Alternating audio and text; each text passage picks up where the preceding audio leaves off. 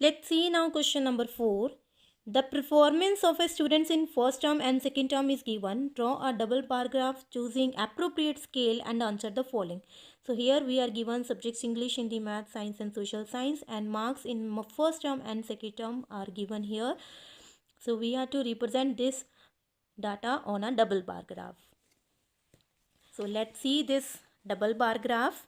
Here on horizontal axis we will write subjects, and on vertical axis we will write marks.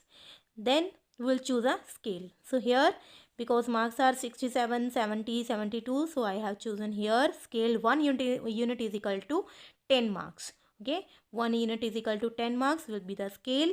So we have to choose an appropriate scale. Now in English there are 67 marks, so we'll represent here because there are 10 lines in every block. So here 7th line will represent 67, between 60 and 70, 67. Now here this blue graph, this represents marks in first term, and this red bar, this represents marks in second term. Same as we will draw the bars for Hindi, Math, Science and Social Science according to the given data.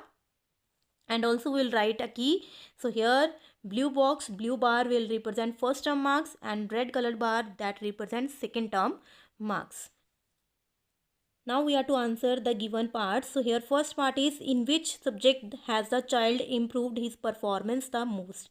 So if we observe the difference between the marks got in first term and second term, then we can find that in mathematics the child has improved the most. And in which subject is the improvement the least? So if we observe, there is only 2 marks difference is there. That means in social science child has improved least. Then third one is, has the performance gone down in any subjects? So if we observe here the data, we can see that in Hindi child has got less marks in second term than first term. That means in Hindi we will say yes, in Hindi the performance has gone down. Okay, so this was question number 4.